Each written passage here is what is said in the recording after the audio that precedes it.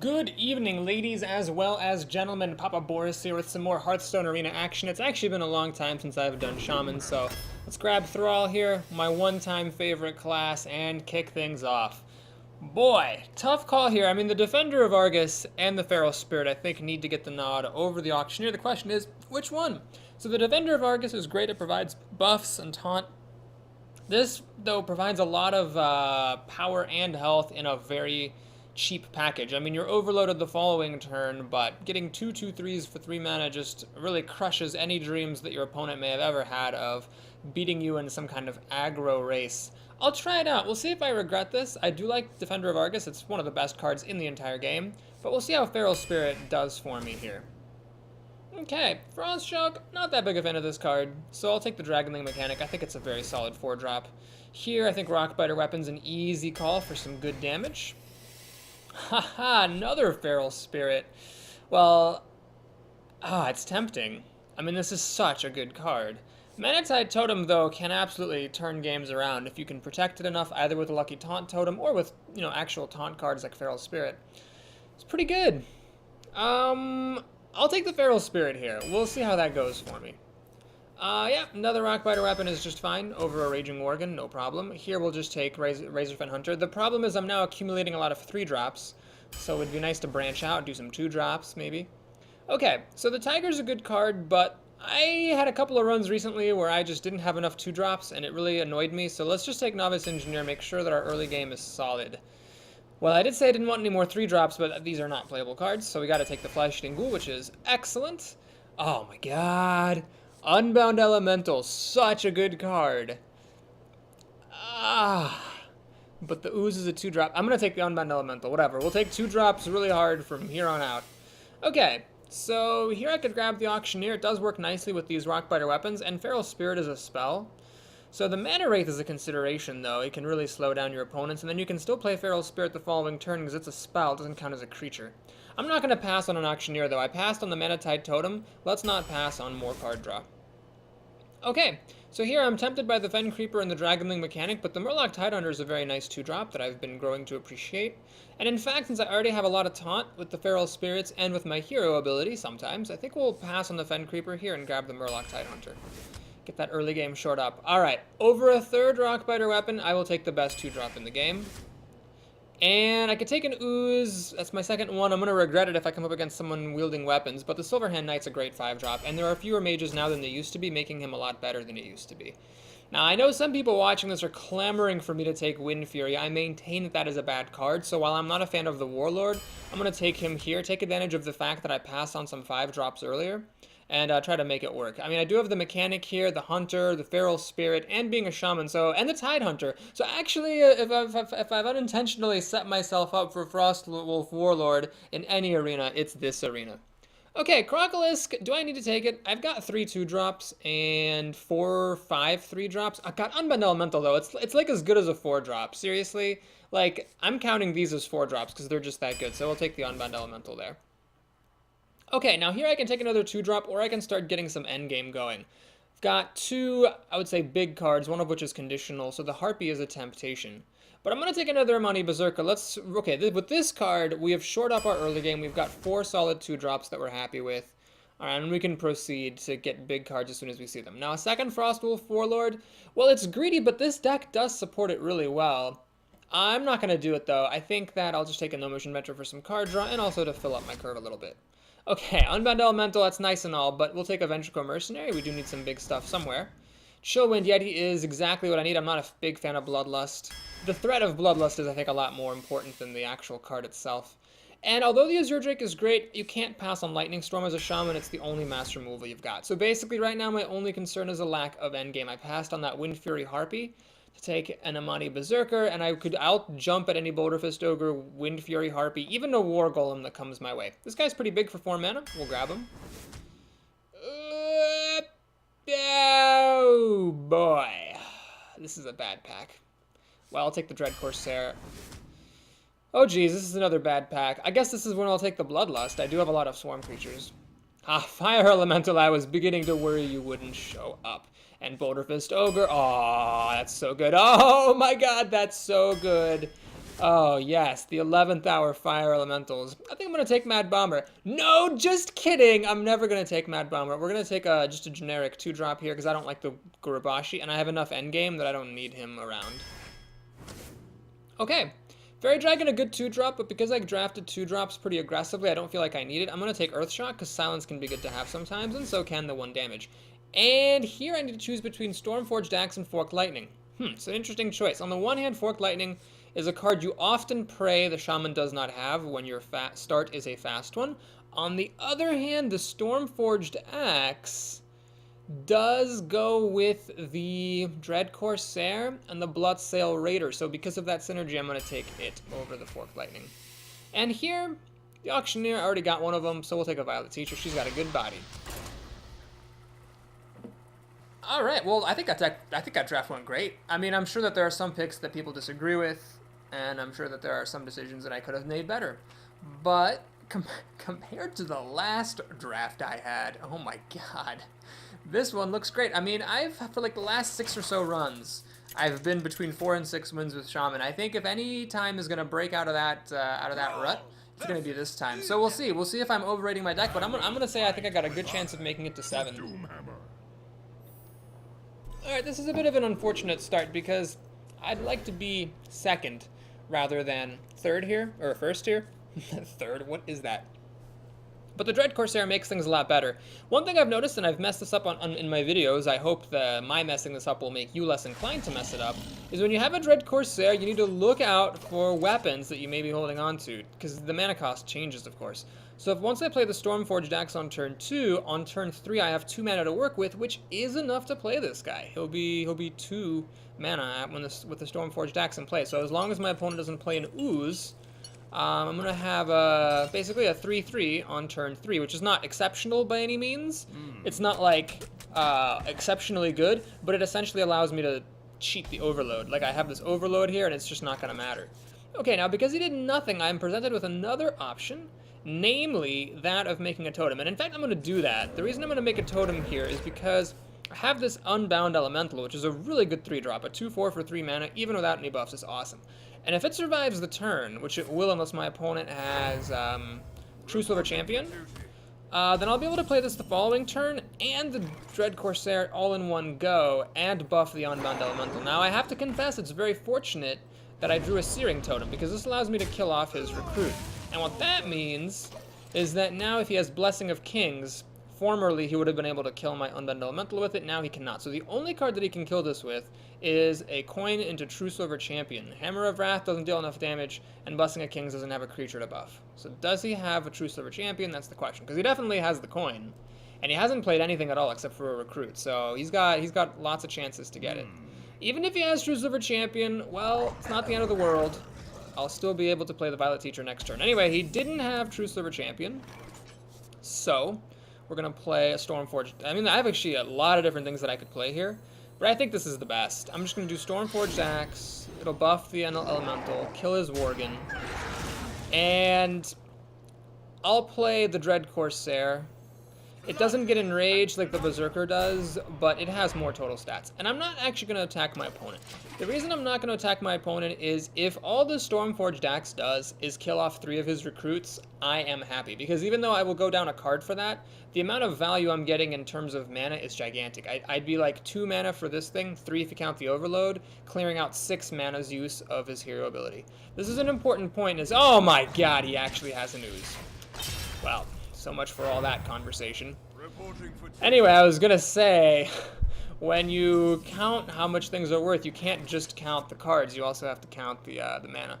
Anyway, I actually drew the Bloodsail Raider, but my axe got totally oozed. All it did was, I mean, it killed the Worgen, but definitely could have been more impressive. So, here's an interesting question. Which of these do I trade off against the ooze? I could trade off this one because it has lower health than the Dread Corsair, and also the Dread Corsair has Taunt.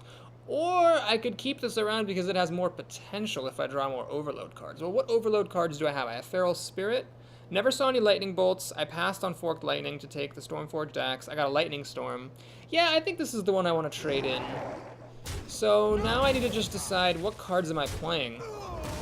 Violet Teacher. No, I'm going to play the Berserker, and I'm going to play the Blood Accelerator. So I'm just trying to put as much power on, or as many bodies on the board as I can.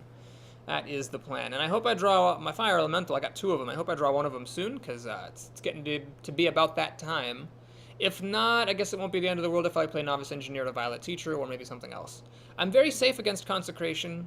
Hammer of Wrath and True Silver Champion are both very expensive. True Silver Champion would be the best card for him to have, because it would let him kill 2 creatures, but I know he didn't have it a couple turns ago when I had the Unbound Elemental and he played a Raging Organ in front of it, so unless he top-decked it since then, he's had like, what, 2 top decks or so? He's not going to have it now either. It's a very good card under these circumstances. Makes me wish I'd played the Razorfin Hunter. It's probably going to get to kill 2 of my creatures, which is kind of unfortunate. Earthshock! Oh my god. I've been waiting for this my whole life! To Earthshock a Scarlet Crusader. Oh god, finally. Now I can play Violet Teacher and Earthshock the Crusader. The disadvantage of that move is that I don't use up all of my mana. The advantage of that move is that I get a 1/1. And I think 1/1s against a Paladin are pretty valuable, so that is what I will do. Oh my god, this feels so good. Oh, yeah. Okay, now the question here is, how do I kill this recruit? I could kill it with the Dread Corsair on the logic that for a Paladin, the difference between 1 health and 2 health really makes no difference.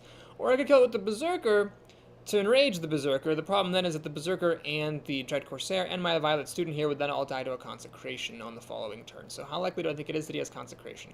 I'd like to stay Consecration-proof, so I'm not going to enrage my Berserker.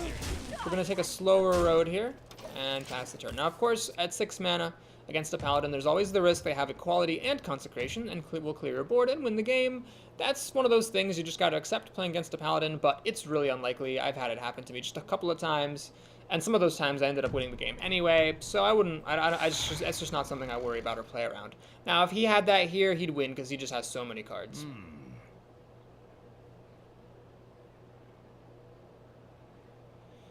I have a Frostwolf Warlord in here, a Bloodlust, 2 Fire Elementals. Any of those would be really spectacular cards to see. And since I'll have 7 mana, I'll be able to Novice Engineer, and then still play Bloodlust or Frostwolf Warlord, but not the Fire Elemental. He's going to have a coin, so no Consecration Equality. He wouldn't be doing that.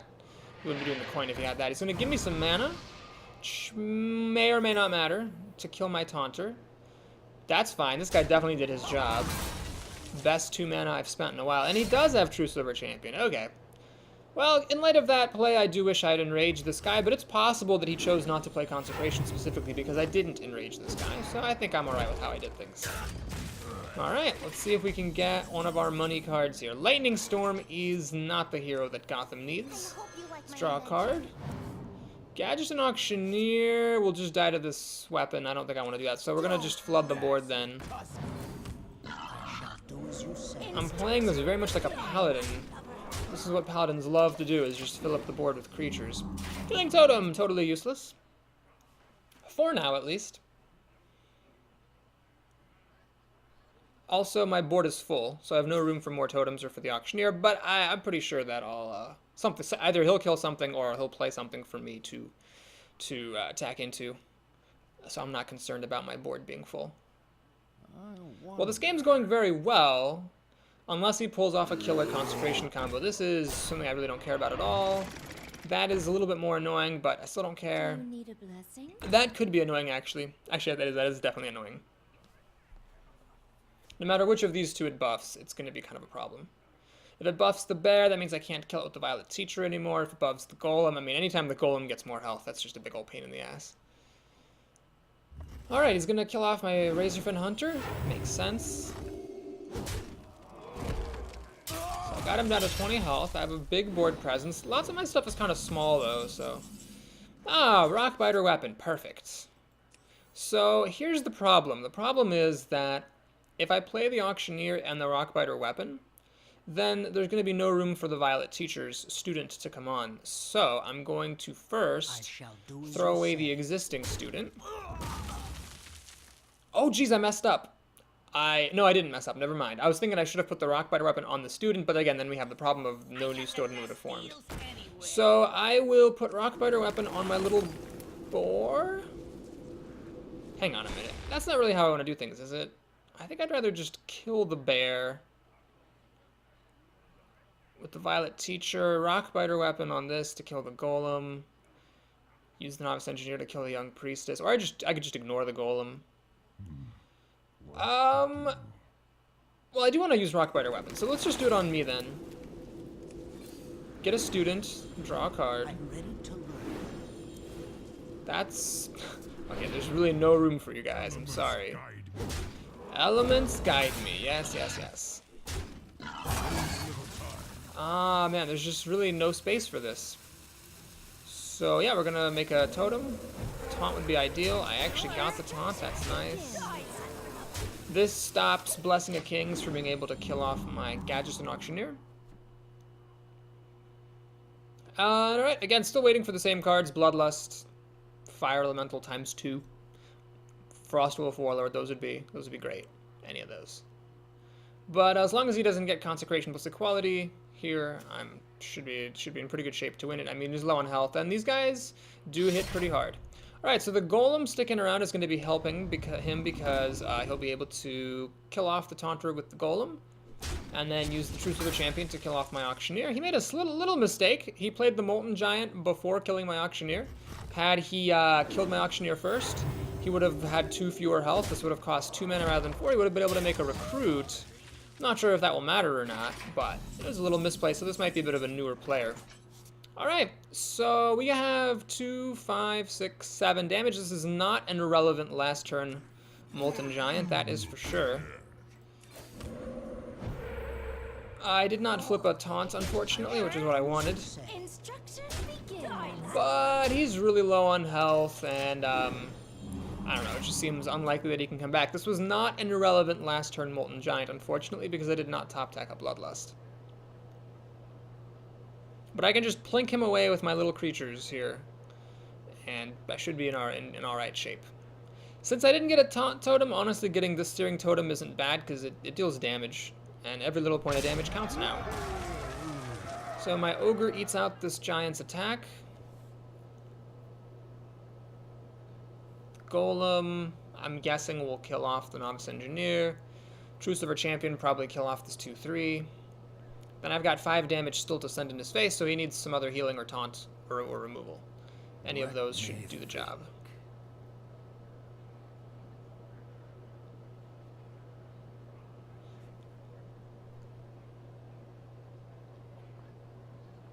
Taking a sip of good luck water. Hopefully I don't need too much good luck to win this one.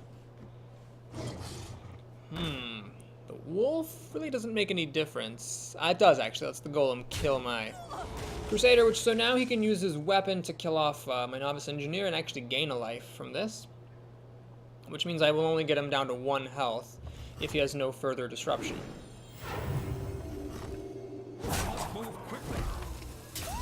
You know what? I might actually lose this. These cards are not the greatest, unfortunately. Okay, so this is non-disruptive. I don't really care about it. And he's going to be down to 1 health. Can I finish him off? I can't finish him off. Can he kill me? He's got 6, 15, 17, 20 damage. I don't think he can deal 7 damage with 2 cards too easily, but it is possible. Alright, so I'll hedge my bets, as I so often do. We're going to go ahead and swing at his face a lot. I will... Do I have enough mana to do all these? 3, 5, 7, 9. Yeah, I have enough mana. Do I have enough room on the board? 4, 5, 6. Oh no, I don't have enough room on the board for a totem. And spell damage wouldn't make a difference for this anyway. So yeah, I'm just going to not make a totem. We're going to make Lightning Storm. I am ready to learn. That'll kill the wolf, the giant. The golem doesn't matter, unfortunately, but I maybe should have... Actually, no. So one of these Murlocs isn't going to fit. We'll just do this then. So my board is full again. I can't make a Berserker or a totem. You can make a pretty cool rap song with that, like a DJ mixer style, like.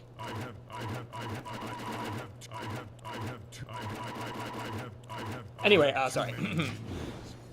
So he's at 1 health. If anything swings, if anything breathes on him, he's dead. If he's gonna have Consecration plus Equality at some point, this better be the point. Looks like he doesn't have it. And he competes. Okay, that was a bit of a long game for how good it felt, but I really felt ahead the entire time. Consecration at the end there would have actually kept the game going, because everything would have died except for my Violet Teacher, and then the Ogre could have killed off the Teacher. So, yeah, then he would have been sitting around at 1 health waiting for me to draw one of my Fire Elementals. It's fine. I think I had that game, even if he had a Consecration. In any case, I survived 2 true Silver Champions. No Hammers of Wrath or Blessing of Kings, but he did play a Molten Giant that was like a legit giant, and an Ogre, and a Scarlet Crusader. He had a lot of good cards, he just had a very slow start. He had nothing until turn 3 when he was playing a Raging Worgen in front of my Unbound Elemental. So, bit of a slow start for him. I mean, he played some Recruits before that, but he didn't have anything real. Another Paladin, Hood Franklin, that's a cool name. Different Paladin. Nice start here. I'll keep the Rockbiter weapon, of course, and I'll keep the Feral Spirit. Oh yeah, this is good. Okay. Oh, Chillwind Yeti. Now this is what we call a fake curve. It's not a real curve, because if I play this on turn 3, then on turn 4 I can't make a Yeti. But we'll see what he does. I have a lot of different ways of playing it right here. I could coin out the Berserker, for example. And I will. This is because I'm against a Paladin. I'm a big fan of doing this against Paladins. So if he makes a Recruit here, I can enrage my Berserker and immediately put a lot of pressure on him. Now, the disadvantage of using the coin is it stops me from coining out a 4-drop on turn 3 and playing the other on turn 4, but I don't really mind playing this on turn 3. It means I don't play anything but a Totem on turn 4, or a 2-drop if I'm lucky to get one. But, I mean, this is so much power that I don't really mind that it slows down my other 4-drops. He's going to swing at my face, which is a very legitimate choice. We will do this. We will shake our fist at Bloodlust for coming a little bit late to the party. And make a 1-1. Alright, this time it's a little bit less lucky than last time, because he can just kill it with Light's Justice. And then he can make a Recruit, and the Recruit will be safe from the wrath of my Totem. Outdoor Peacekeeper is an irritation for the ages, for sure. Alright. So I could play the Unbound Elemental. The problem there is the Peacekeeper and the weapon will be enough to finish it off, so I'd rather not do that. I will put a Rockbiter weapon upon myself, even though it means that I forego making a 3-drop. Because I kill his 3-drop. Oh, this again. Still unlucky that it's so 1 in 16 odds of flipping this twice in a row against a Paladin who played Light's Justice. That is a huge break for him. He plays a Chillwind Yeti. Alright. Killing off my Totem seems like a fair move. So the Chillwind Yeti will... geez, there's really nothing here that works. I mean, I could play Chillwind Yeti, but then his Chillwind Yeti plus the weapon will kill mine. I could play this, but the weapon will kill the 2-1, and then the Yeti can just kill the 2-4. Chillwind Yeti can just kill the 2-4. I think this is the best thing I've got. I wonder. Oh, I hate playing that before I play the Unbound Elemental, though. Alright, we'll do the Chillwind Yeti. So he can smack himself in the face, leave this Chillwind Yeti at 1 health, and then I guess I'll just have to finish it off with my Berserker. But that Peacekeeper plus the weapon, plus me flipping 2 1-1 totems were a huge loss for me. Like, if I had flipped a healing totem or a taunt totem, it would have been a totally different story. You love my new recipes. I assume he has some reason for doing that. What? That was weird. So, he chose to have them trade. I don't know why he would do that, to be honest. So I guess it keeps his weapon around. Alright, I would like to play this and this in the same turn, but the problem with that is this is overload 2, which means if I do that on turn 6, I won't be able to play this until turn 8. So that's kind of annoying. The Flesh-Eating Ghoul looks kind of dumb right now. I could play this, but the weapon will kill off the dragon. I guess the 2-4 is still pretty good then. Alright, we'll do it like that. And we'll swing at his face with the Berserker. This poor Berserker has been through a lot. But, yeah, I'd say he's actually coming away with it. My opponent definitely has an advantage right now. He is the favorite to win. Especially after doing that. Oh gosh, wow. So he used his cards pretty liberally, but he gets to keep his weapon around, and he has a really nice board advantage. So I'm going to forego this Fire Elemental. I will play the Unbound Elemental, and I will play Feral Spirit. I'm trying to match his board presence here. even at the expense of playing my awesome Fire Elemental. The problem, I just didn't want to play this, kill, you know, the Protector, and then have him, like, play Dark Iron Dwarf or whatever, and just kill this thing off. Blessing of Wisdom onto the Harvest Golem, okay. Oh gosh, he's got a lot of good cards. Doesn't have any bad cards in here at all. Reporting for duty. Alright, he's gonna draw a card, so Blessing of Wisdom hasn't given him anything, it's just cycled. Alright, he's killed off one of the Spirit Wolves. And that's all he's gonna do. Interesting. Well, I'd like to play this other Feral Spirit, but that would mean I can't play Flesh Eating Ghoul, and this seems like a pretty good time for Flesh Eating Ghoul, I have to say. Well, either way, I'm gonna make a totem. So, well, no, I might want to play Rockbiter Weapon to kill something. Alright, I'm gonna do Flesh Eating Ghoul. And I'm gonna do... Rockbiter Weapon's kind of pointless, isn't it? Because this can kill that, and this can kill that. Oh yeah, okay, here, we'll do it like this. I'm gonna Rockbiter Weapon. Wait, no, you know what, let's flip a totem. Forget it, I'm just gonna make a totem. Taunt or healing are both good. As long as you have a 50-50 chance of getting a good one, I think it's worth doing. So this thing, I don't want it to attack again, so I will kill it off. Using, I guess, doesn't really matter who I use.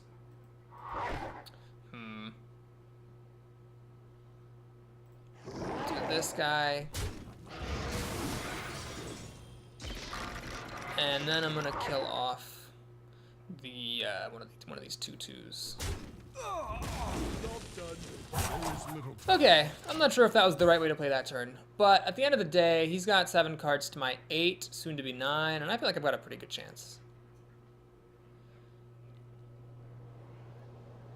Your magic shall not. He's gonna silence that to take off the taunt. Interesting that he didn't silence the ghoul. I imagine he's gonna trade into the ghoul and kill it. Golem and the recruit to kill off the ghoul. Savvy play. And swing at me. Alright, fair enough, but I think now I'm coming away with the advantage because now I'm gonna just play Fire Elemental. Kill that guy. Do I use right now? I'll just use a totem. Seems good. 1/1's totally fine. We'll just kill this. And this wolf has done its job. We'll kill that. We'll pass a turn. Now, I could have made a Feral Spirit and done things differently, buffed this some more, put more taunt in the way, but this is a really big creature, killed something, and I should be in pretty good shape now. I'm happy to see this. This is not very impressive on turn 9. So he's healing himself a lot, but he's not doing anything impressive whatsoever, just making obvious trades. And so now I have massive card advantage, and that is how I shall win this game.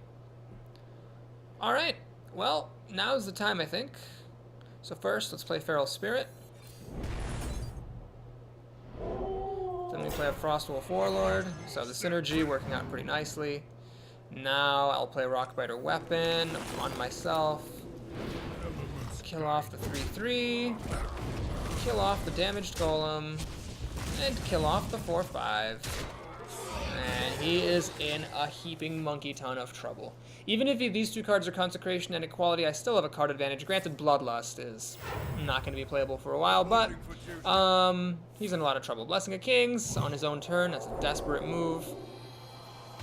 Let me check if I can win this turn. So we've got 6 plus 8 is 14, 16, 18 plus 12, 30 damage. That is G to the G. I'm still not a big fan of Bloodlust, but I was forced to take it, and it worked well enough that time. That is 2 Paladins and 2 victories, and a promising start for this Shaman deck. Those are both very strong wins. The second Paladin put up more of a fight, but I still got card advantage through my excellent cards. My excellent card value. If he had some big stuff like a Boulderfist Ogre or something at some point, he might have been able to do better.